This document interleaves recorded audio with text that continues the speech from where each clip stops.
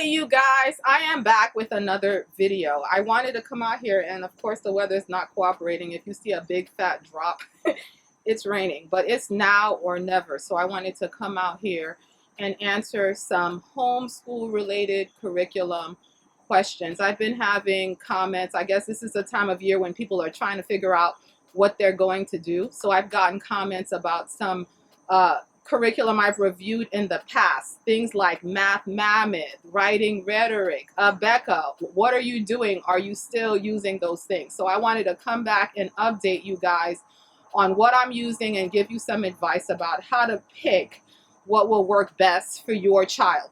So I no longer use Math Mammoth and I no longer use writing rhetoric, but it's not because there was anything wrong with either of those two curriculums.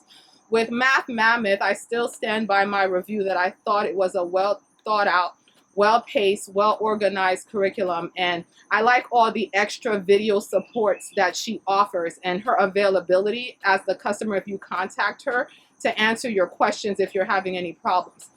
It's just that my daughter that I was using the curriculum for hadn't grown mentally with some of the more abstract ways she had to look at things mathematically. And so I really needed to find something that was more visual for her, something that approached explaining the problems a little bit differently.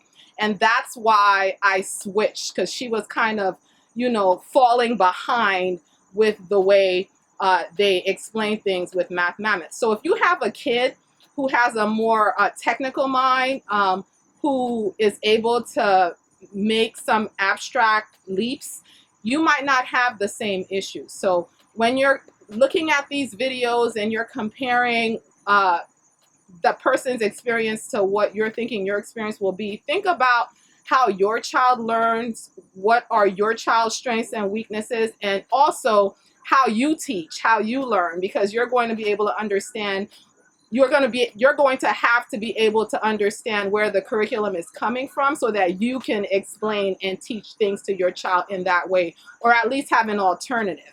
And for me, with Math Mammoth and the way I think, I didn't have an alternative way to explain things to her, so I really couldn't, fill in those gaps for her so that we could make it work. So we abandoned it. As far as writing rhetoric, I like that. I didn't have any problems with it, but it's just that, I've had new experiences with other supports I've added to my homeschooling situation. As you guys know, I use an umbrella school for high school, and one of my daughters, I even started her in 8th grade at the umbrella school. We go in once a week, the curriculum is set, and I just manage the curriculum at home and do some of the grading for the rest of the week. And so I'm not independently choosing my curriculum the way I was before, and I'm not piecing it piece by piece the way I was before. I'm kind of following what the school has set, and I myself actually teach 3 classes at the school. And so my life is a lot different. And so because of those constraints, and because of the less flexibility that I haven't really been reaching out for things like writing rhetoric and additional things like that, because I basically have everything I need with what I'm working with. And so with my youngest daughter, who's not enrolled at the umbrella school, I really needed to have something in place that could just run, and then I could just jump in there and supplement and enrich her learning experience and tailor it more specifically to her. So for her, I'm doing a Becca video. I have all of the materials from using it with her older siblings, and I could just sit her in front of that and allow that to run, while I do other things. And then when I come in to check her work and interact with her one-on-one, I can add books to that. If I want to, I can add narration to that. I can do all the other things that I did with her older siblings when I was working one-on-one with them. But I also have that additional support if, I'm working more with another kid, or, I'm behind on the work that I have to do for the teaching commitments that I have, that I know that she's still getting a solid foundation, and I could jump in there, but not on a moment by moment basis like I would have to if I was doing it all by myself. So when you watch these reviews, make sure you fully understand what that person's situation is, so that you could understand why they're offering you certain pros and cons.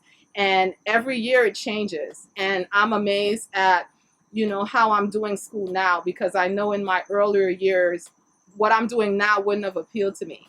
And it's been a process of just allowing things to change and acknowledging that what I'm doing now isn't necessarily inferior, because it's not exactly what I did with the older siblings. You're dealing with different kids with different needs, and the family has changed, the dynamics have changed, different things have changed. And so why wouldn't the curriculum that I choose change also?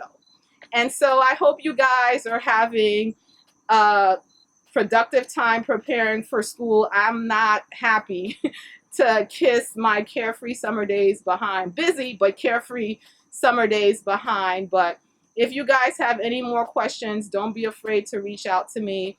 I'll definitely make more videos if you have specific questions and I see that it would make sense to make a video to answer you. So I hope that helps and clarifies things a little bit. Don't forget to subscribe to my channel, like this video if it was helpful to you. See you in another video. Be blessed.